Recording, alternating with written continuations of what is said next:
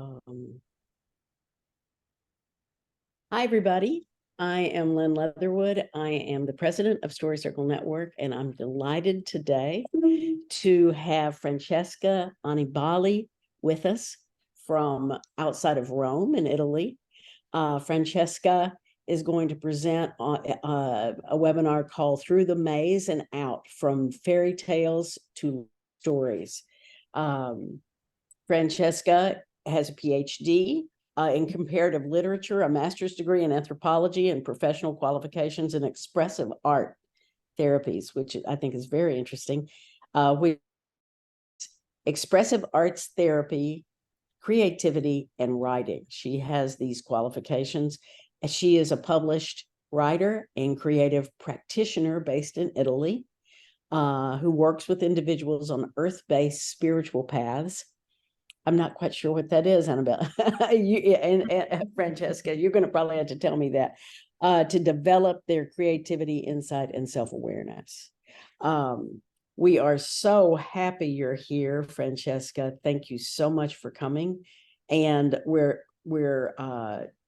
pleased that for you, we arranged this time so that it's only 4 o'clock in the afternoon for you, since we have such a time difference. Oh, and Rosemary did respond. She is from Whistler, Canada. Okay, she says, greetings from Whistler. All right, so I am going to, just a little housekeeping, everybody. If you have any questions, as Francesca is presenting, just type them into the chat, or you can also raise your hand. You will see on your that you have that option. So look down, and Liz can clarify that. I'm not quite sure where the hand raising is, but I don't think we're doing hand raising. Oh, we're not? Okay, never mind. No hand raising. We're only going to do questions in the chat.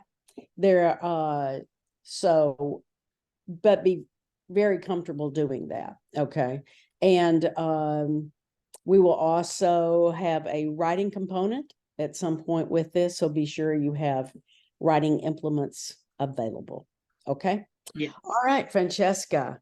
Oh, and yes, Liz just added more information about Francesca can be found at her website. You'll see that in the chat box, blueplanetvision.com. Okay. Francesca, I am going to let you take it away from here. So welcome. Thank you, Lynn.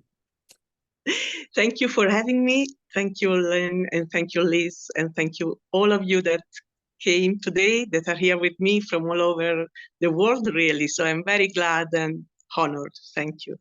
So first of all, I have to say that this is a subject which is very close to my heart, because fairy tales, we usually think, okay, fairy tales, wow, they may be about children or wish fulfillment or that, but actually there's much more to fairy tales than meets the eye. So let's explore together. And in this webinar, we are going to explore 4 components.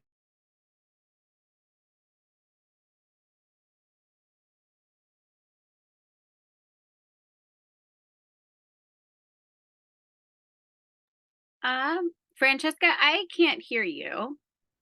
Oh, you can't? Oh, yeah, no, now I can. Your voice went out for a second, so. All right, okay, sorry.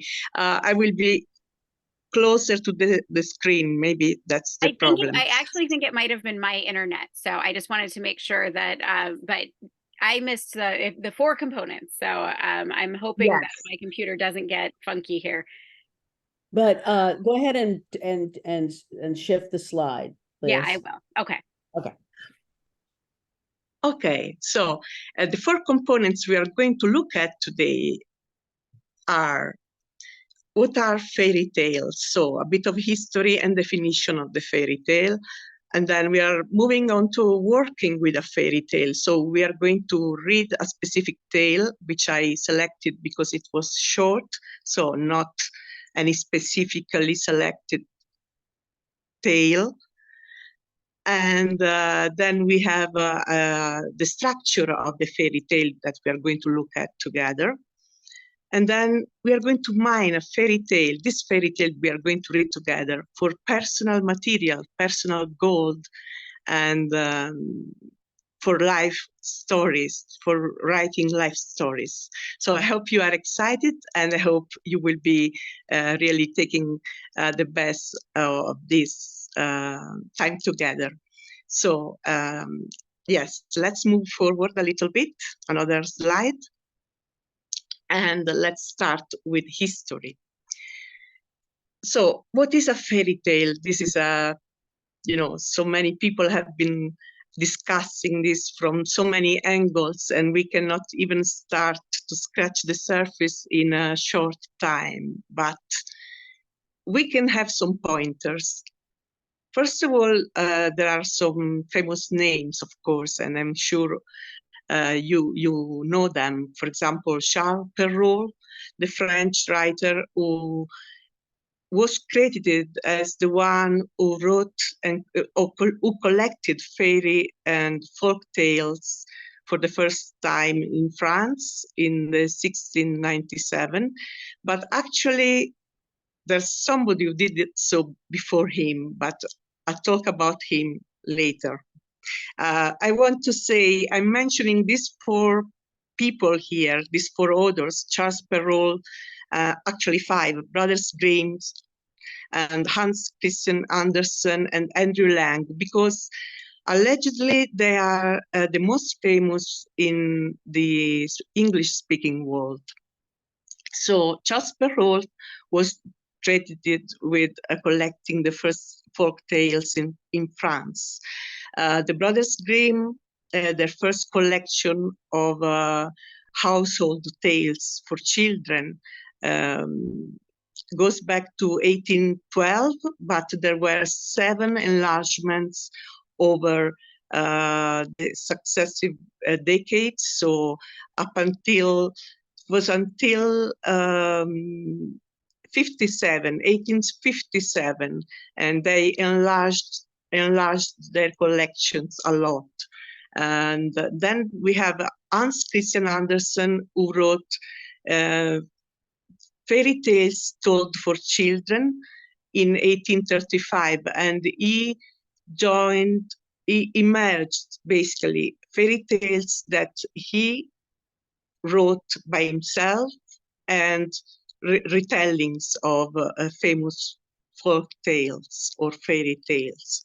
And then Andrew Lang was a Victorian and is famous for his 12 books of rainbow fairy books. So each of the books are famous for their colored hardcovers. So, for example, the yellow fairy book, the green fairy book, and so on.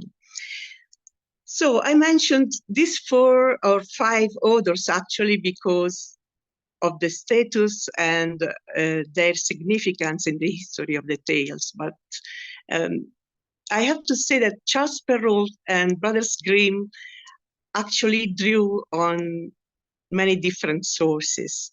Before them, they drew from a collection which is from an Italian from Naples. Is Giambattista Basile, who wrote the Pentameron or the Tale of Tales.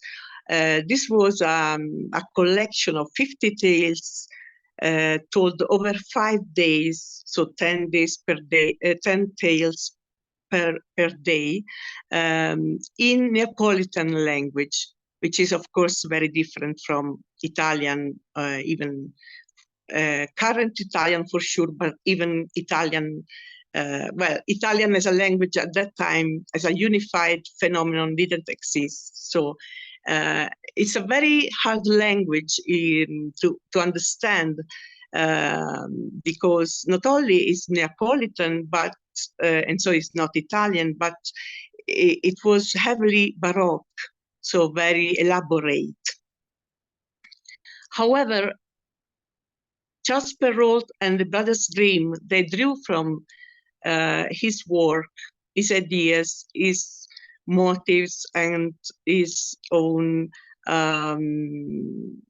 types of tales, let's say. And his work was published in Naples in between 1634 and 1636, after he died. And it was published by his sister. So you see, once again, a woman was the one who really curated the work. And this, I say once again, because Brothers Grimm themselves, actually, they reworked a lot of different tales from sources that were not as academic or as popular, actually, as they wanted people to believe. First of all, they stated that they had been around collecting tales from midwives and the old women from lower classes. But there has been research which has proved that they collected the tales from many informants, and especially women that they used to know, and were not all of them, and not the majority of them, were old or wives or from lower classes. So what I want to say here is that basically the Grimms wanted to promote an idea of the fairy tale as a narrative which was concerned with the people, the German people and the German soul. And this goes back to the idea of the nation, because that was the time when the German academics, as the Brother Grimms were, and other academics as well, were concerned with the influence of France, not only culturally, but politically, because we are here at the beginning of the 19th century, which means there was a war, there was Napoleon storming Europe and Germany as well. And of course, the cause of the nation, which was still to come to birth, because Germany was not a unified country still, which this would happen later. And after the middle of the century, after so much later.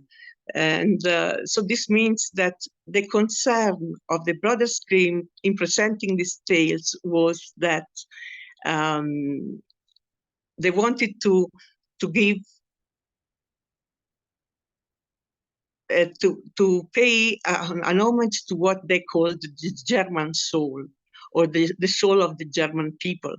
And this phenomenon, why am I pointing this out? Because this has been a recurrent characteristic of the fairy tale as we know it today, at least for the classics, because in many different countries, the fairy tale collections have been linked to this, to the rise of national consciousness. And in fact, if we look at these different people, these different authors here, we realize that they were all involved in different ways in politics or in consciousness raising for the nation and so on. So, for example, Charles Perrault was a writer who was also he was living, and he was a writer at the court of the king, the Sun King, so Louis XIV. So this means basically that he was a courtier as well. And the Brothers Grimm, as I said, were academics and were involved in the cultural nation building, or the nation building through cultural identity of the German people, because let's remember that Germany as such didn't exist.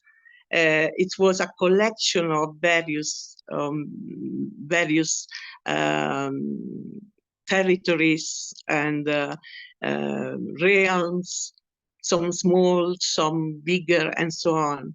And so the Brothers Grimm were among the ones who wanted to promote national consciousness of all the German people.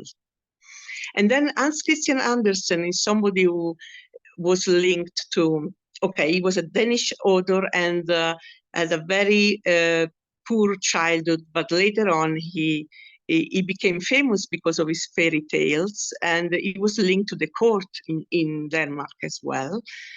And Andrew Lang later on was a Victorian, as I said at the beginning. So, and he was an anthropologist and folklorist as well. So he wrote a lot of academic papers and studies of different elements of folklore.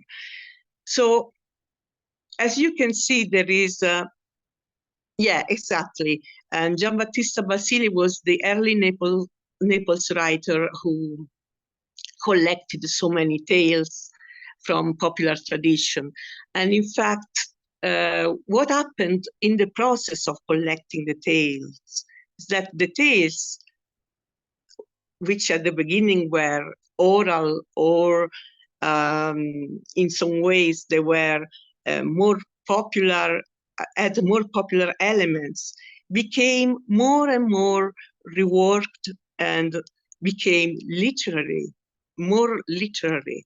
And so there is a passage which is very important from orality to writing and to literature. So, and the fairy tale is really very much involved with nation building, with the consciousness of people and so on. And there are so many different aspects that we would need to take into consideration, but unfortunately, we don't have the time today.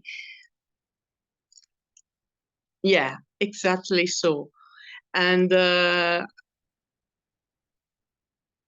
what I would like to point out at this point is that all these fairy tales, though, I mean, they have been read from a sociological perspective, from an anthropological perspective, from feminist perspectives, from many different kinds of interpretative lenses. But what I would like to focus on today is, okay, starting from this history and going through the definition of the tale, we can see how the fairy tale is not so, let's say, innocent, or so, even if it was supposed to be for children, this was quite recent in consciousness, in that starting from the Victorians, maybe this was the case, and not even all the time. I mean, at first, these tales were written for adults or for girls. And later on, there was in the 19th and especially the 20th century, the trend towards making them available and more suitable for children. And so there was a kind of epuration of certain elements that were more difficult for children and more, let's say, too graphic or too violent in many cases. And this happened, for example, with many of the Brothers Grimm tales, which were rendered famous among children by Disney, for example, and so on. But now let's go back to the elements of the fairy tale. So for our purposes, for our idea of the relevance of fairy tales to life and to life writing in particular, I want to point your attention to a very important resource, which is the ATO index, or Arne Thompson Oder Index. And this is an index which was compiled starting from the 1910 by the folklorist Antti Arne, who was a Finnish folklorist, and then was enlarged over time by Steve Thompson, who was an American folklorist who studied with Arne. And later on, after the 60s, it was completed, or actually not completed, enlarged starting from 2004 by Uther, who is a German folklorist. And so that's why it is called, of course, ATU, or Arne Thompson Uther Index. And in this index, you have a compilation of almost 2,400 tales, actually 2,399 tales, as we have it today. And I think there must be still a site, a website live, where you can consult this index. At some point, they had taken it down, and then they put it live again. So I think it should be there still. And what you get when you look at this index, when you consult the index, is that there is a classification of different types of folk tales. So here we have the distinction between the literary fairy tale, which is to understand, the literary fairy tale is the tale as we know it through literary artists, writers. But the folk tale is what folklorists have collected through either oral sources or by comparing different written sources, not necessarily literary sources. And so here we have different classifications and different types of folk tales. So folk tales specifically. And the types that, the tales that go from 300 to 749, these tales are grouped together as tales of magic. So there are many other kinds of tales, but the fairy tales as we understand them today are tales of magic. And these are further subdivided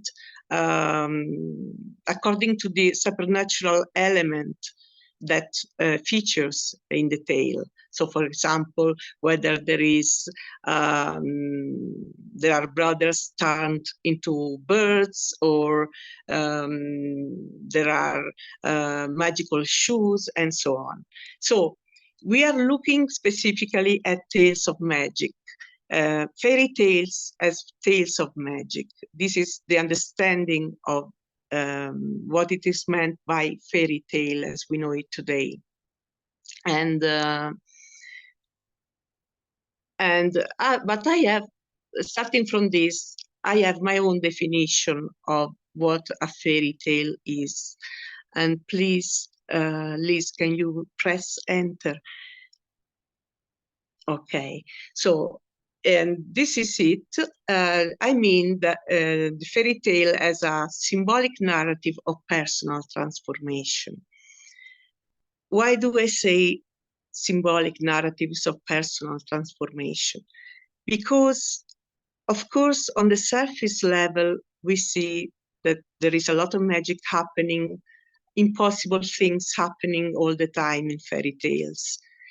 But these processes, these magical processes, are somehow symbols of inner and psychic processes going on in people, in the characters, in the protagonists, and of course in people. And so I want you, please, to remember this definition, because it will be useful as we go on, and especially as we get involved with the writing part. And yes, okay, let's move forward, please. So I would like to read with you a very short tale that a fairy tale that I selected because of its brevity, and it's one of the Grimm's fairy tales, and it's very short actually, and that's why it's useful for our purposes just now. And I'm going to read it, but please read with me. And let's read it together. So the title is The Star Money. There was once on a time a little girl whose father and mother were dead. And she was so poor that she no longer had any little room to live in or bed to sleep in. And at last she had nothing else but the clothes she was wearing and a little bit of bread in her hand, which some charitable soul had given her. She was, however, good and pious, and as she was thus forsaken by all the world, she went forth into the open country, trusting in the good God. Then a poor man met her, who said, "Ah, give me something to eat. I am so hungry." She reached him the whole of her piece of bread and said, "May God bless it to thy use," and went onwards. Then came a child who mourned and said, "My head is so cold. Give me something to cover it with." So she took off her hood and gave it to him. And when she had walked a little farther, she met another child who had no jacket and was frozen with cold. Then she gave it her own. And a little farther on, one begged for a frock, and she gave away that also. Okay, and I think we need to go forward. At length, she got into a forest, and it had already become dark. And there came yet another child, and asked for a little shirt. And the good little girl thought to herself, "It is a dark night, and no one sees thee.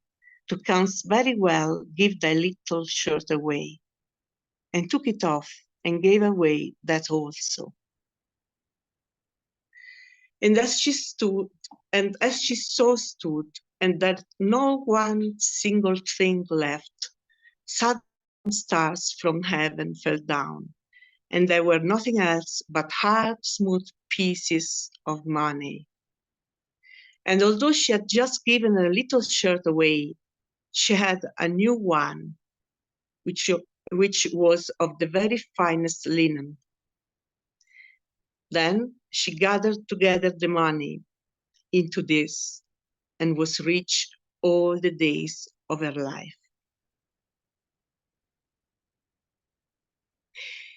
So now I would like you to have a look at this tale. Once again, maybe we can go one slide back, and please take your time to have a quick look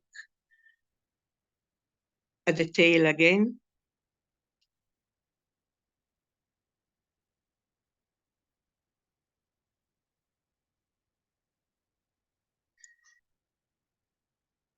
And I invite you to take your pen and some paper to write on,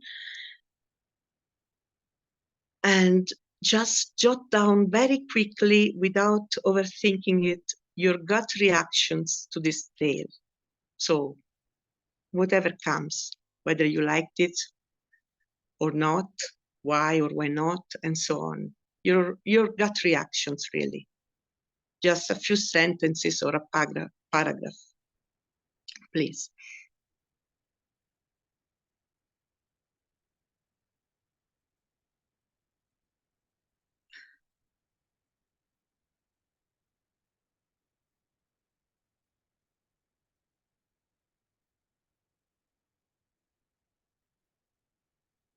So I'm giving you some time, let's say maybe 5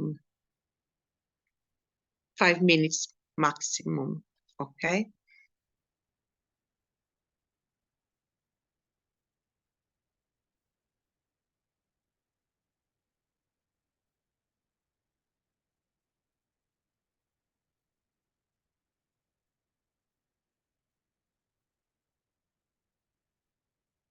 Just your gut reactions, nothing else at the moment.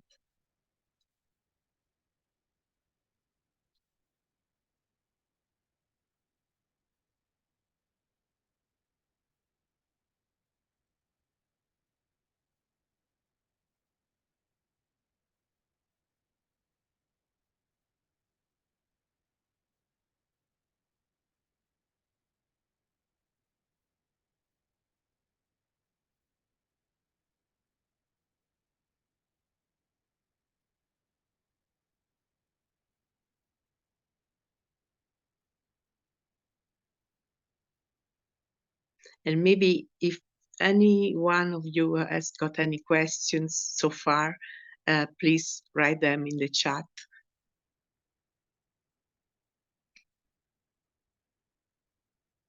Or any comments.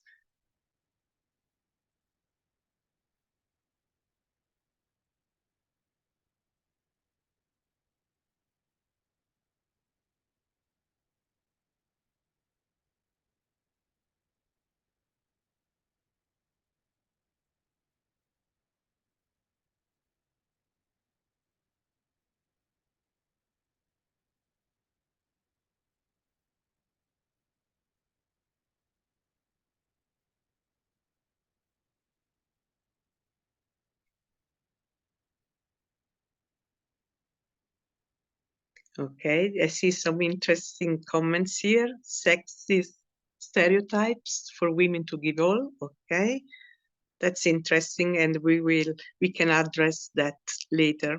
Okay.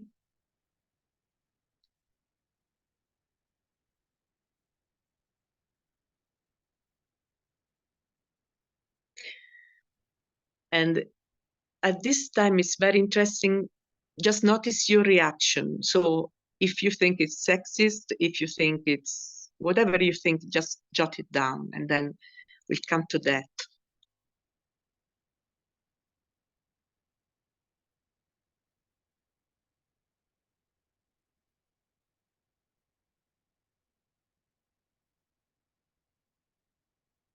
Okay, so Joanne says this is something similar.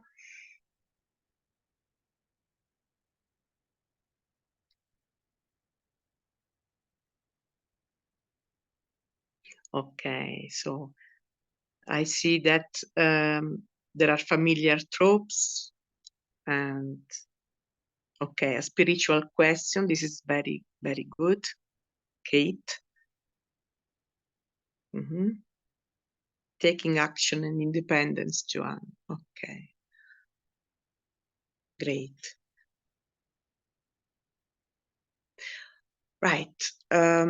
Before we comment everything that has emerged, I would like to invite you to do some more writing, and I will tell you. Okay, biblical echoes of I was hungry and you fed me. That's also a very plausible reaction. Yes. Okay. I would like to ask you to write down 1 or 2 sentences describing the protagonist.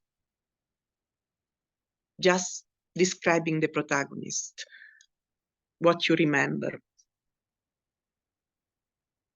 Okay, temporary world expands when you are, oh, I cannot read it any longer. But I think it's when you are spiritually aware and you are generous, something like this.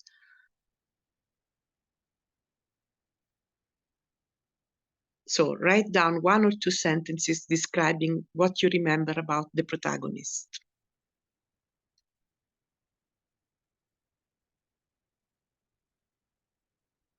Maybe we can move forward again with the slides, Liz. Thank you.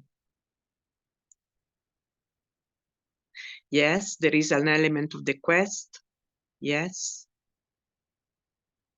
Okay, but please write down what you remember of the protagonist. Again, 1 or 2 sentences, not very, very long. There is the trope of the orphan. Yes, Lucy.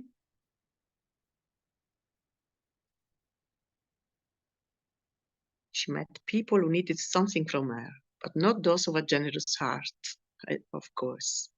Typical heroine, a Cinderella type, essentially good. Self-sacrificing, okay.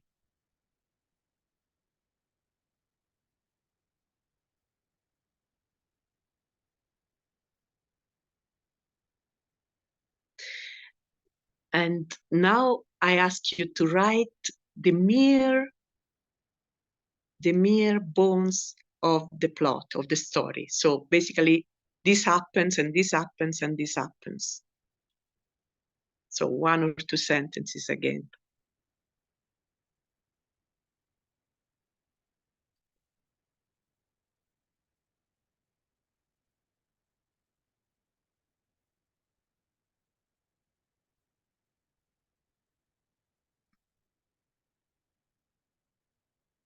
And of course, if you feel like, yeah, alone in the world, stripped to nothing.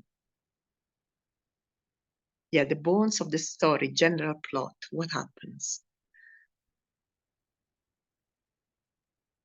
Loss of parents and poor had to survive. Okay.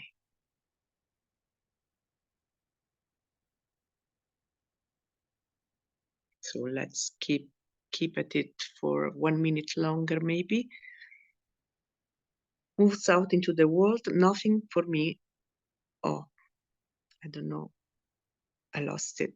But yes, moves out into the world and she's alone.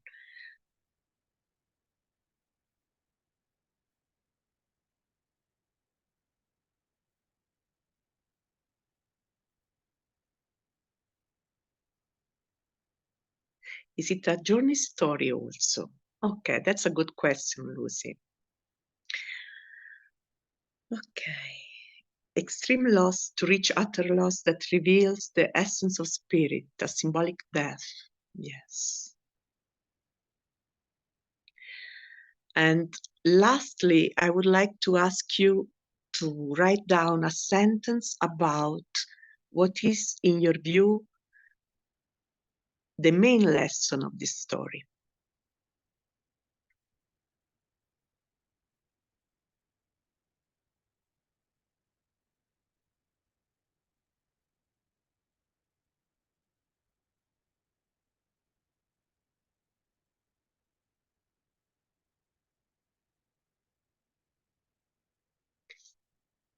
And please keep on sharing your insights.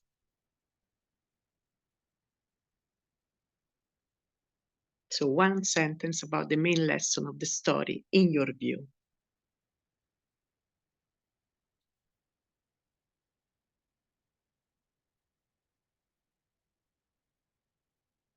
So Kate says, our survival depends on kindness.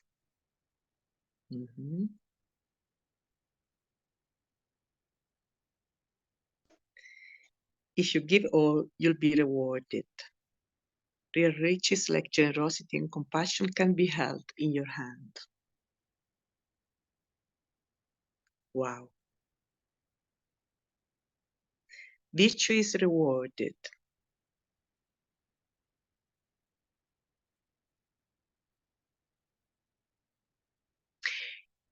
Isn't it amazing? I mean, I don't know exactly how many of us at this time, at this moment, are here, but I have this feeling that each one of us has a different interpretation, a different feeling, and we each get a different aspect, receive a different insight into this story, basically. And maybe if we move forward with the next slide, we can have a look at the structure of the fairy tale in general, and by analyzing this short tale that I presented to you. And then we can go back to all your insights and later to other exercises, writing exercises. So as far as the structure of the fairy tale is concerned, we can distinguish these elements here, 7 elements. So, of course, when we see the opening, once upon a time, or there was once upon a time, we know that it is a fairy tale.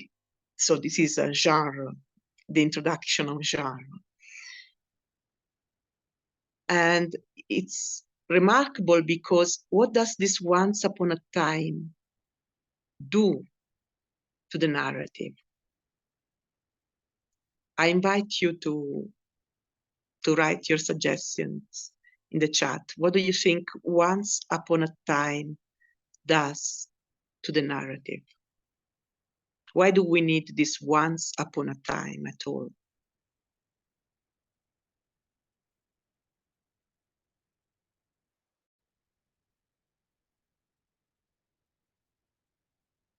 So Lynette says, introduces you, oh, Lucy says it implies eternal, not of a time. Gives it a sense that this has always been there, the way of things. Okay, so we have different functions. Okay. And actually, yes, it's all of this and more. Introduces you to the make-believe, exactly. There is the make-believe, the liminal space, the eternal, but also once upon a time transcends time into a world of possibilities. And also one time, one place equals all times, all places. So this is the meaning or the function, in a way, is a very multi-layered function of the once upon a time for the introduction of the fairy tale genre. Then we have the second element, character. And of course, the character, as we know, is the staple of narrative. And many narratives originate from the character, and others originate from setting or a specific problem and so on. But all these elements, especially the second, third, and fourth, character, setting, and problem, we have them also in other kinds of literature. We have them in narratives that are not magic narratives. And so they are the staple of narrative in general. So character, and I would like to ask you, what kind of character do you usually find in classical fairy tales? What people are, okay, Lucy says downtrodden. Yes, so what people are depicted or are the protagonist? Downtrodden, okay. Damsel in distress, and we have poor and alone, okay. Orphans, the poor, children, royalty, an innocent person who is suffering, yes. So, yes, it is so. There is a, there usually is a downtrodden character or a very privileged character who experiences a loss or as a fault, a flaw, and so on. So rich who have an awakening and other kinds as well. But person on a quest to achieve a goal as well. Yes, Marian. So I can see, and I think, I mean, you are pointing out all the different possibilities, and I'm sure you can see that these possibilities recur also in other kinds of fiction. And if we look at setting, usually time is not defined clearly, once upon a time or long, long ago, and so on. But we do have some places, environments that are different in a way, in the sense that they are archetypal, they are sort of prototypes. I wonder, what is your take on setting in fairy tale? What is, if we take our fairy tale, for example, the one we read together, what do you remember about setting? What are the places that the character, yes, woods, harsh elements, challenging weather, forest, town, and village, exactly. Sense of danger. Mm-hmm. Yes. So we can say that once upon a time, there was a little girl who, and then we stop here. This is the setup of the tale. Yes, sometimes also mystical, as Sky says, there are mystical settings as well. But if we take the very first lines of a tale, so once upon a time, there was a little girl who lived in a wood, maybe. And I would say this is the setup of the story of the fairy tale. And this is the jumping or the starting point where something disruptive can manifest. So a problem can appear. Either there is a problem that appears suddenly, or there is a long-standing condition that has to be overcome if life has to bloom again. So also the problem, the difficulty, of course, we know that when we write, if there is no problem, there is no story, no narrative, nothing to tell, really. And then we do have the specific element of the fairy tale, which is magic. And I ask you, what is magic? How do you interpret magic? What do you think? Okay, Sky says, similar to heroine's journey. Yes, of course, there is, I would say it's the other way around, that the heroine's journey draws on a lot of fairy tales or traditional tales as well. I mean, it's a concept that has come later. And actually, we could even go back farther down the road, in the sense that myth comes even before. And then we have all these folk tales, fairy tales, literary tales. And the heroine's journey is a concept that has been written down by script writers.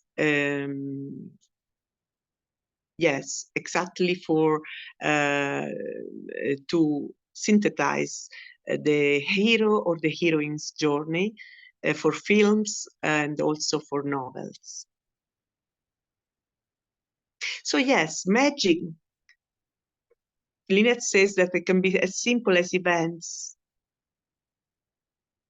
Unfortunately, I cannot read all of your comments because they go quickly, but I get the gist of what you're saying. And there are so many insights in all you are saying there. And actually, yes, magic. Yes, events that don't occur naturally. And each single word that you are writing now in the chat actually would deserve a comment an expansion, because there are so many layers to everything you are saying. So when we think about magic, we usually think it's something which doesn't occur naturally, is something which is unexplained, is something which is maybe fantasy, is the fruit of fantasy or the fruit of imagination, especially if we are scientifically minded.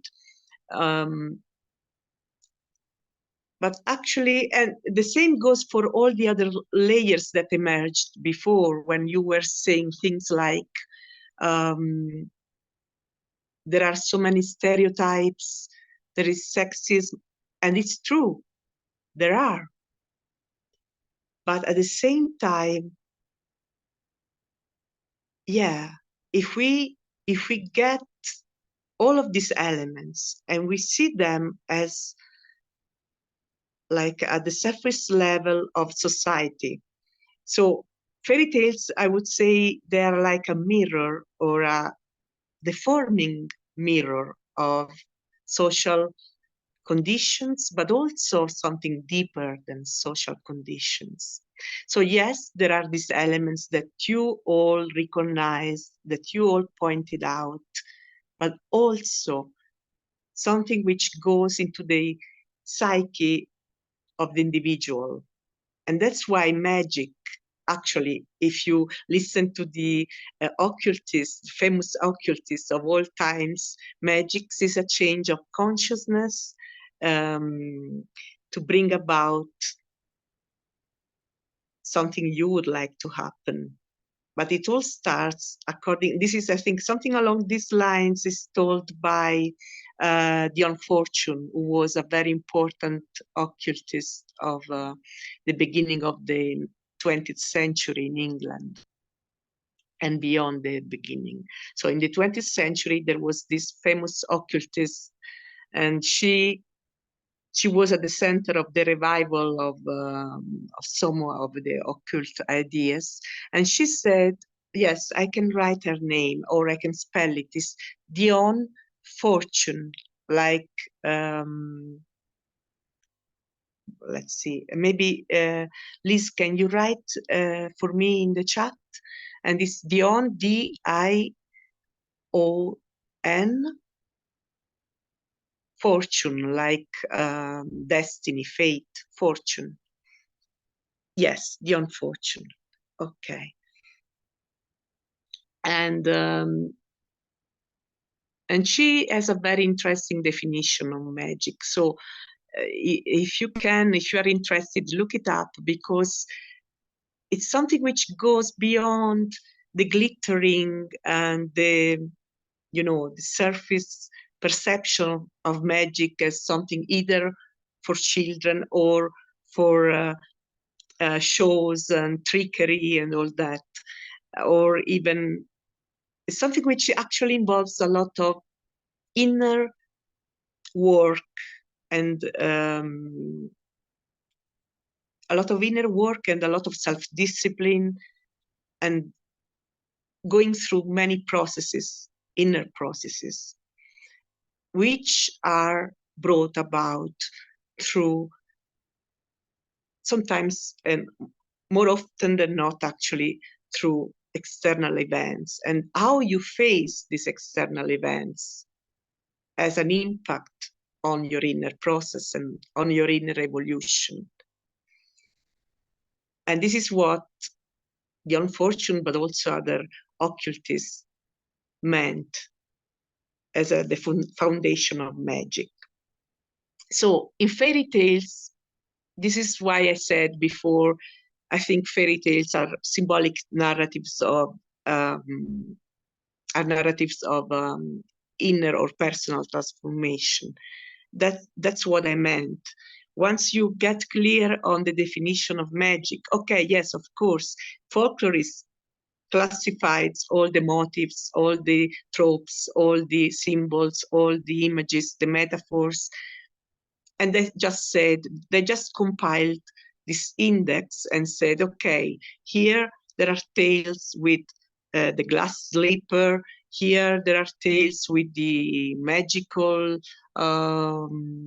object, whatever object, and they would classify tales according to all the recurring elements in each tale. So they would say Cinderella types of tales, or Sleeping Beauty types, and so on. But actually, that's only one of the levels possible. We can go into the level of deeper magic. And so this is, I think, very interesting, especially if we want to work with fairy tales in a very deep way, as narratives that have to do with life, our lives, and the lives of other people as well. And then we have, of course, the sixth element, resolution, and this is also a recurring element in other kinds of prose, of fiction, and so on. And the lesson, what I asked you about before, was, what is the lesson in your view? And or the theme, we could say the theme, lesson or theme. So bearing in mind these 7 different elements of structure in fairy tales, I now invite you to write again, to take up your pen again, and maybe we can go forward 1 slide. And yes, now I invite you to consider these 4 elements these 4 ideas that I want to put forward, that each fairy tale actually is about aspects of the self. So if you consider each object, each character, each animal, whatever happens or whatever appears, whoever appears in the tale as an aspect of yourself, then you can have another way of working with the fairy tale. And you can start to do these 3 activities, writing activities, that I'm going to suggest now. So the first one is, please choose a motive, something you remember from the previous tale, the tale we read together, and choose a motive. Actually, I will define motive first. So for motive, folklorists intend the smallest element of a folk or fairy tales, and that combined with other motives makes up a plot, or a sequence of actions in a tale. So please now write down, choose one of the motives that comes to mind, thinking of the star money, the previous tale, the tale that we read together. So choose one of the motives, try to identify one of the motives that interests you at this time, that calls you in a way. Yes, choose a motive that comes to mind from the tale we read together. Exactly.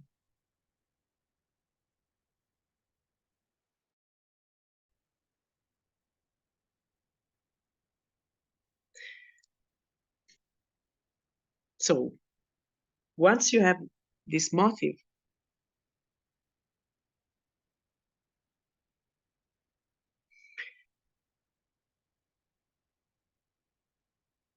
okay. Yes, you can share in the chat, but I encourage you to also write down, maybe by hand, and just write down the motive that you chose and a sentence to clarify to yourself what it is about. that speaks to you about it.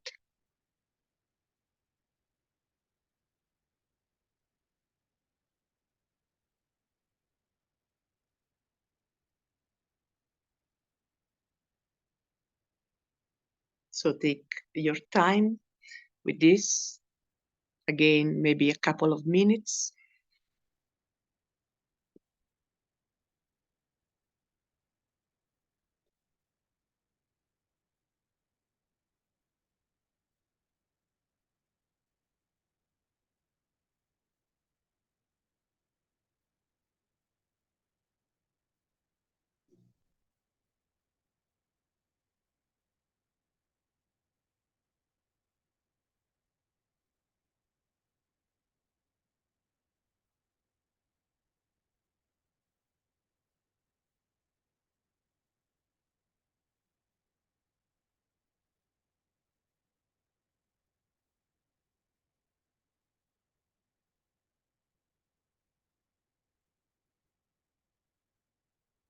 And ask yourself, actually, why of all the possible elements, I chose this one? Why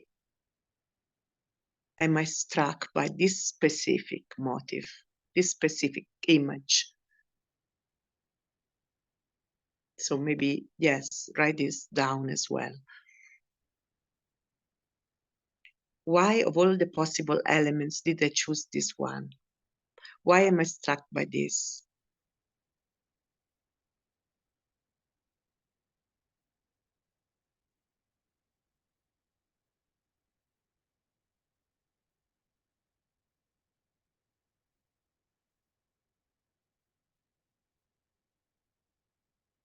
Okay.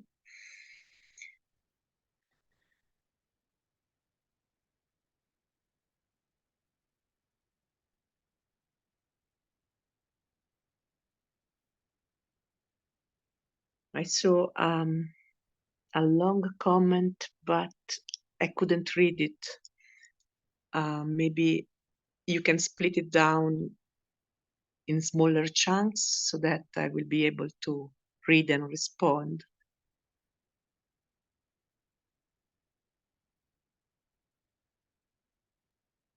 I can read it to you. Please. It said, as I age, now 82, I see my aging process as a stripping away of material possessions and surface identities. And that is the motif. Why the Okay. challenge of my current phase of life. Okay. Thank you for sharing. That's a very good question. Very good observation as well. Okay. If you have this written down, now we can move to magical dialogues, by which I mean, okay, write down a dialogue with the elements of the tale. So, for example, let's see that Lucy says the protagonist is probably the most miserable. So I asked Lucy and also others that see the character, the protagonist in that way. Write down a dialogue with this protagonist, with this girl. So let's say 5 minutes, select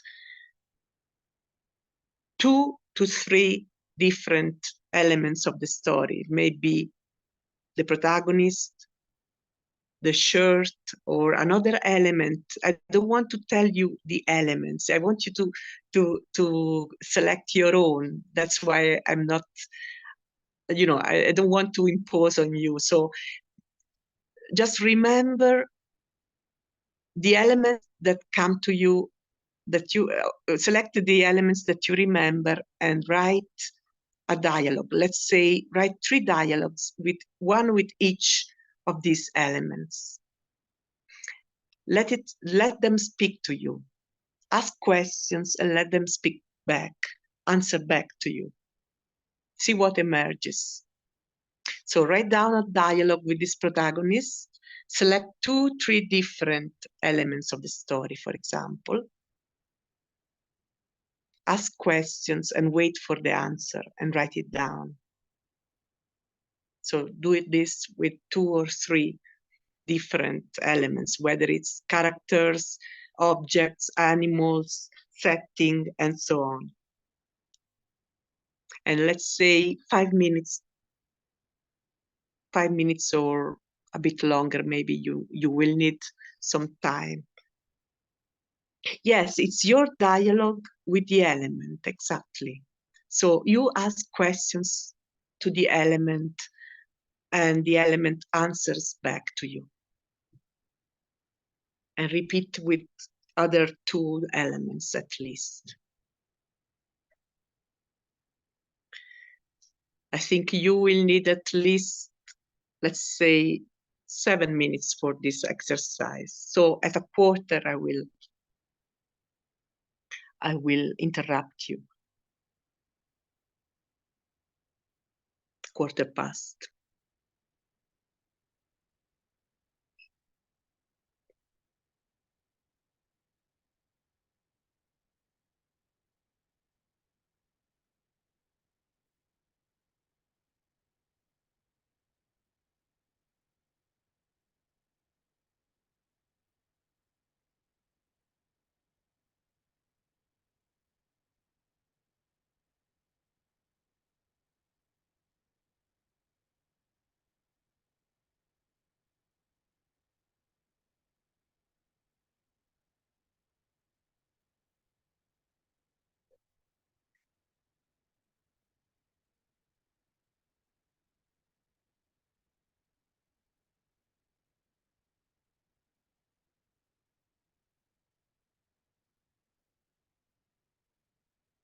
And as you write this, I want to address some questions that emerged from your comments before regarding,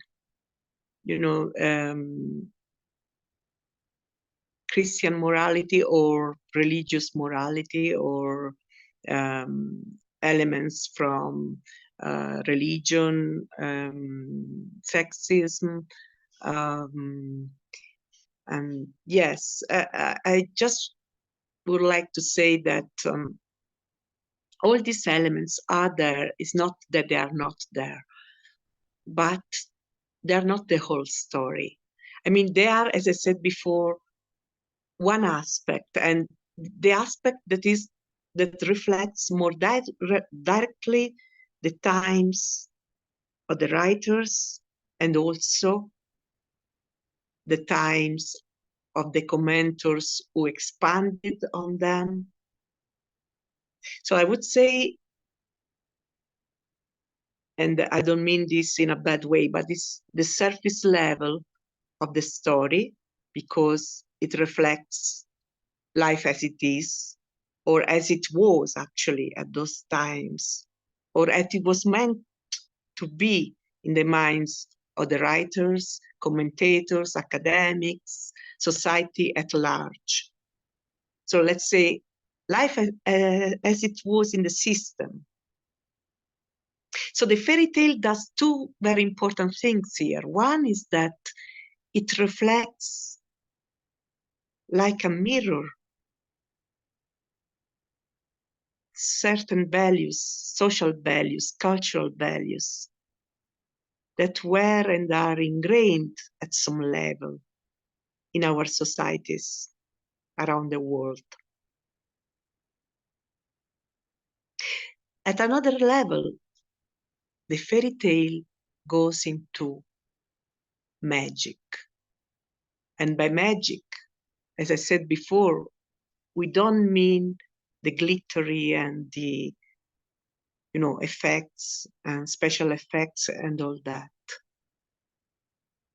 I mean, the fairy tale gives you the ills of the time and also ways either of circumventing them or overcoming them. So the ills and the cure in a way, because it says the way you respond makes all the difference. And that's why I think I love fairy tales so much, because they are multi-layered. There are so many different levels to them. And it is not that one is better or truer than another. Actually, they are all true at the same time. And this is another definition of magic. It is the logic of both and. We are used in our rational mind to say it's either or. Magic doesn't work like that. Magic says it's both and. Both and. I have my cake and I eat it too. And I still have it. I eat it and I still have it.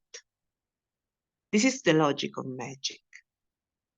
And if you think about this, it's very revolutionary. If we could live and write, exploring the implications of such a mindset, we could do some really evolutionary or some really, yes, evolutionary writing, something that could have impact or more impact in certain respects. But yeah, I was just waiting for you to come to, you know, to the close of this writing activity. But it was important to focalize and to underline, to highlight these aspects.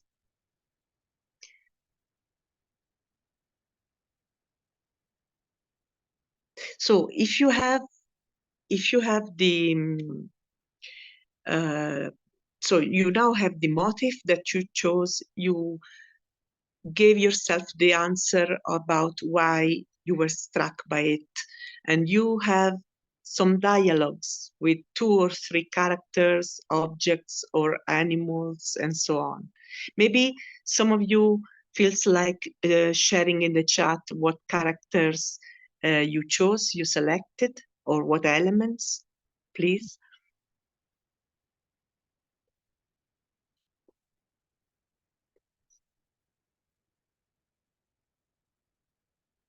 Or if not, we can move to the next element. And the next element, now that you have all these different aspects. Okay, I see. Len has got the forest, symbolic of the womb. Exactly, yes. The forest is symbolic of the womb, and so many other elements as well. Forest, woods, trees. Okay, Lucy, yes. And all that you are saying, the crucible, yes. I mean, there are so many things that could be said about each word, each single aspect that you are mentioning. Forest as the place of transformation, exactly. Yes. As the place of trial as well, of losing your way and finding your way again on different levels. Yes. So I think you can see where I'm going with this. Now I'm asking you, you have all these elements that you have gathered from the tale, and I ask you to choose another title for the tale, for the star bunny. So just write down another title. What would you call this tale according to the elements you gathered, your dialogues, your other writing activities before?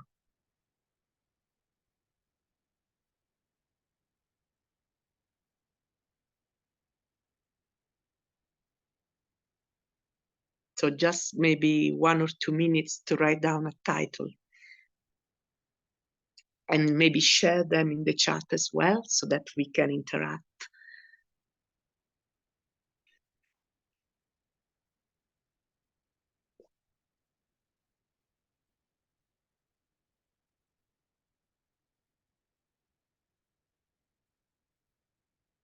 The magic of the crown. Okay, that's interesting. The magic of the crown, a gift from the universe. Mhm. Okay, right. And again, isn't it wonderful to see how this tale, apparently very simple and short, and it isn't even one of the most famous of the Grimms, but The Blessings of Rain, I see, yes. I mean, how many titles are emerging, how different aspects are emerging again, how many themes are emerging from the same tale. So I'm asking you now, use each of these titles as a starting point, as a theme to jumpstart your life story, one of the life stories you want to tell.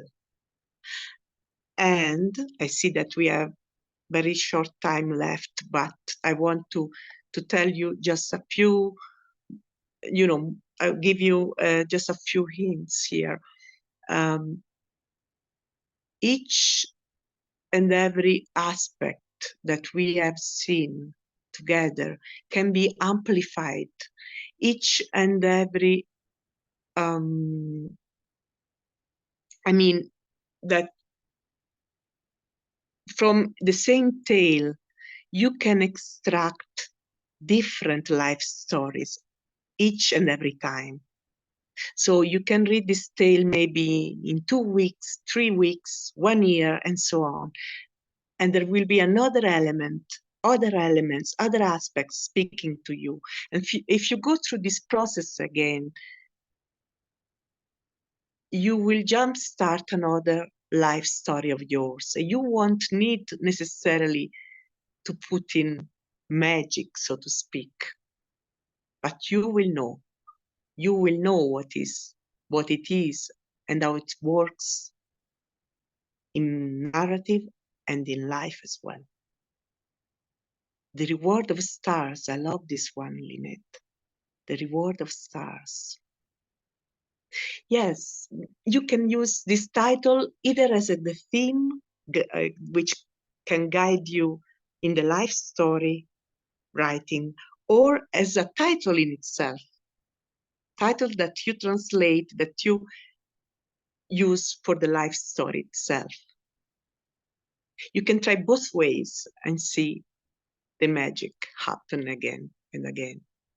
So I hope you have enjoyed my suggestions and my take on fairy tales and, from fairy tales, how to go from fairy tales to life story writing.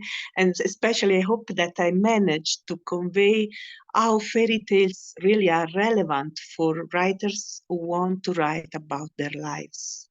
And that's why I think Einstein said, if you want your children to be intelligent, read them fairy tales. And a mother asked, oh, but I want my son to be really intelligent.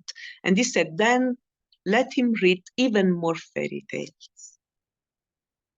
And that's, that's what they say about Einstein and fairy tales. That's something I found about him, and I really enjoyed this, anecdote. But apart from the anecdote in itself, I think there's a point in it, in a way, because fairy tales can go really deep. And actually, there's a world that can open up, because we can explore classical tales, modern tales, contemporary tales, and many other different kinds. But, I hope I managed to give you, let's say, the bones of, the structure, let's say, or the building. Thank you so much for being with me today, for entrusting me with your time, and thank you. Thank you, Lynette. Thank you. Oh, you're most welcome, Francesca. That was quite edifying. I don't think I appreciated the historic element to that as well, to get a little clearer picture of sort of how this has evolved over time. And yes, so I will be using this as a jumpstart exercise for my own life story. I really appreciate it. I wonder if do we have 5 minutes if anyone has a question that they would like. Is that fine with you, Francesca? Of course, yes. Okay, so if you have a question, then we can see. Lucy, thank you for energizing my love of fairy tales. Where's my copy of Grimm? Kate, Great. thank you for your presentation. We also have Lynette, who thank you for your presentation. Bravo. Books you can recommend for us to learn from. That's one of the questions. Okay. Maybe I can ask you to go forward with the slides, or oh, sorry, I realized that you took off the presentation, but No, there's sorry. Oh, okay. All images shared are in the public domain, okay, but maybe we can go forward. Okay, this is okay, a bit of, but I will just, please go forward again. This is my book, but it's not specifically on what I've been talking about today. It is about fairy tales, but not about this aspect. And I want to tell you, there are books, and I would say it depends on the aspect that you want to address, Lynette. I mean, if it was Joan or Lynette that asked the question, I don't remember. Joanne, sorry. It depends on whether you're interested in the history, in the academic aspects. If you want to get in touch with me, that's why I asked for this slide. You can write me an email. Just go to my website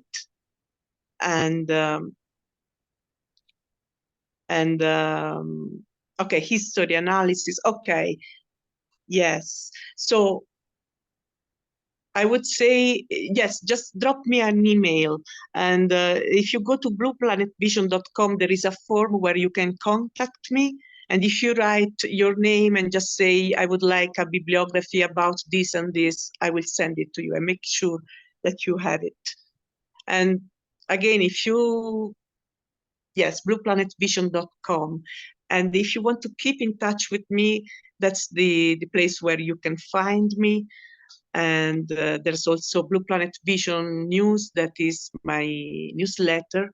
So if you are interested in, hearing from me and related subjects, then we can take it from him there, basically. But And someone mentioned Bruno Bettelheim. Are you familiar with his work on fairy tales? Yes, but okay, he was a psychoanalyst. He was a Freudian psychoanalyst, and okay, his work in academic circles is a bit. Many people don't really like him so much nowadays, and I myself, okay, I take some good points of what he said, but I think his view is also skewed up, and also because I'm not passionate about Freudian perspectives on literature. Okay. I would like to mention that Kate, who's Kate Farrell, will be offering a class through her Story Circle Network on the heroine's journey, which is with fairy tale and myth included. And that begins on June 9th. So for anybody that might be interested in learning more in this area, of course, I think you meant January 9th. Pardon? January 9th, probably not June 9th. Did I say June 9th? Yeah. I meant January. Sorry. Glad you caught that, Liz. Yes, January 9th. And also, I would like to go back to the previous slide that has your book. Francesca, because we care. We want to know fairy wisdom for Thank you. daily life, creative self-care through fairy and folk tales. Looks very, very interesting. So we hope that you all will explore that and also take advantage of Well, Francesca's kindness in terms of her sending a bibliography to you. if I Yes, can just say one word about it, is that there is in this book I also introduced many activities that are inspired by arts therapy, expressive arts therapy, and related to fairy tale work. So it's a blending of writing and visual or graphic arts, basically. And wonderful. but it's always with a look, with a view of self-care and self-growth, self-development. Sorry, so personal growth. Okay. So there are narratives as well. Thank you for mentioning it. Oh, you are very welcome. And thank you again. Thank you. Francesca, we so appreciate it. That was really fascinating. And I think Nancy said, thank you for this inspiring and interesting workshop. You're getting many. Thank you so much for sharing your knowledge and time. Utterly inspired. You're getting lots of positive reactions. Thank you. We all need a little magic in our lives. That's from Lynette. Thank you so much, girls. Thank you. And so we've got a lot of positive reactions. We're very thrilled that you're here. And I know that in future, Francesca will, I hope, be offering other classes for us with Story Circle Network. She's already offered one in poetry, and we look forward to you offering something perhaps on fairy tales in the future. Thank you. We love that because I wanted more. And so that's a good sign. That means that. Thank you so much. I'm honored. I will definitely come back then. Thank Very you. good. Well, we hope so. Thank you all for coming today. We will send out a recording in 2 or 3 days. You'll have this. Anybody that was not able to make it will also get a recording. This will be something that I'm distracted because Liz Beatty just wrote, I think a fairy tale and self-care class would be very well attended. I agree. I think that would be, you could use your book as the format for a class, Francesca. I think that would be awesome. Did you read my book, Len? Pardon? Did you read my book, Len, or it was? I have not read it, so I would be very interested in knowing more about that. I think that sounds extremely interesting. We all need self-care in our lives, and I think if there was a way to do it through fairy and folk tales, I think that would be a really interesting window into the psyche and into our internal processes. So thank you. This also says she'll email a PDF of the presentation as well, along with the recording. So we'll say, we want to be mindful of everybody's time. We want to thank you for coming. Francesca, once again, we appreciate you. Thank you. Thank you, Francesca. I just wanted to mention one more thing before you guys go. In January, we are going to do the 30-minute a day challenge again. We did it, I think, 2 years ago. Didn't do it last year because I had a brand new baby and couldn't make that work. So we will be doing that this year. We are charging $30 more to have people put their money where their mouth is, because we had a lot of people sign up and fall off. And I think sometimes when you throw in a fee, it gives a little bit more oomph. So that's the only reason it's costing money this year. We're trying to get you to commit more. So just letting everybody know about that. We will be releasing the details to our email list. I think I have it planned to go out on the 13th. So keep an eye out for that. It should be fun. People loved it when we did it a couple years ago. So that's the only, Lynette, I'm going to send a full detail of how the 30-day challenge will work on the 13th. Otherwise, we'll be here for 10 more minutes while I'm explaining, and we're going to let everybody go. But I'll get that out for sure. I think I have a reminder to myself to send it on the 13th. So keep an eye out midweek next week. And one more thing, Story Circle Network is going to Sicily next October. We would love for you to join us. We have about 10 more slots. You can bring your husband, your significant other, a friend, a child, if they're 16 or over, and or you can bring a whole little friend group. We don't mind. I will be leading the writing workshop every day. We'll explore the island of Sicily. We're actually even planning a post trip where we're going to go to Rome, and there is some possibility that we'll talk Francesca in to at least coming and meeting us there, which would be a lot of fun. So if you're interested in that, go to our website. It's storycircle.org. I would encourage you to do that soon because I'm about to send in the deposits, and or write me at Len Leatherwood, Leatherwood @gmail.com, and I'll give you more information. Okay. Thank you all for coming. Have a wonderful weekend, and goodbye. Thank you, Francesca. Thank you.